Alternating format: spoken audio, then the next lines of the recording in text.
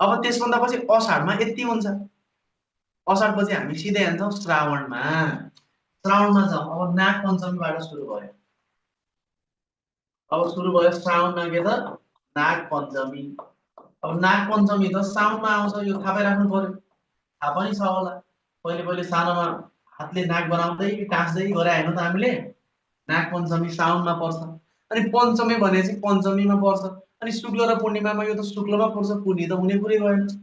त्यतिकै थाहा भएको श्रावण शुक्ल पञ्चमी। श्रावण शुक्ल पञ्चमी यतिकै थाहा भइहाल्छ, यसलाई केही गरिराख्नै पर्दैन। नाग पञ्चमी चाहिँ नागको पूजा गर्ने चाहिँ साउनमा पर्छ भन्ने सम्झियो भने भयो, सकियो। सोमबारको व्रत। अनि सोमबारको व्रत भन्ने त्यो त जुन सोमबार भयो त्यो बारै अनुसार भयो, त्यो तिथि अनुसार हुन्छ र सोमबारको व्रत त्यो त 12 अनुसार होला नि, जहिले पर्यो पहिलो सोमबार, त्यो तिथि अनुसार हुने हो नि त, यिनीहरूको दिन हुँदैन। सोमबार त जहिले सोमबार सोमबार। अब नाग पञ्चमी। अब नाग पञ्चमी पछि लगत्तै कुन तिहार आउँछ भन्नु त? नाग पञ्चमी पछि के आउँछ? श्रावणमै। नाग पञ्चमीको केही समयपछि के हुन्छ थाहा छ तपाईँहरूलाई?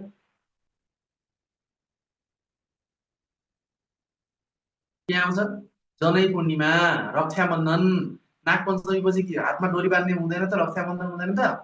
हो, रक्षाबन्धन भनेको के हो? जनै पूर्णिमा। त्यसको लगत्तै जनै पूर्णिमा आउँछ। जनै पूर्णिमा। जनै पूर्णिमा भनेको रक्षाबन्धन। जनै पूर्णिमा भनेको रक्षाबन्धन है।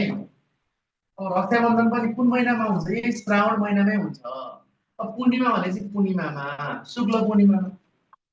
श्रावण भने रक्षाबन्धन कुन महिनामा पर्छ? श्रावण महिना पर्छ।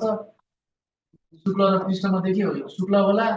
यहाँ पछाडि पूर्णिमा दिएको छ, पूर्णिमामै पर्छ होला।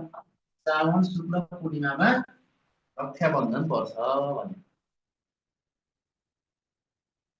रक्षाबन्धन पछि त्यसपछि के आउँछ? गाई जात्रा आउँछ।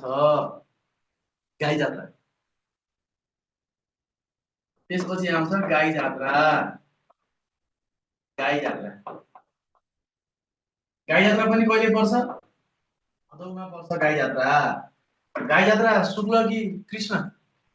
शुक्ल कि कृष्ण भन्नु त? गाई जात्रा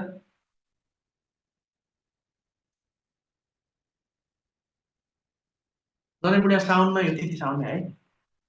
रक्षाबन्धन साउनमा। गाई जात्रा शुक्ल कि कृष्ण?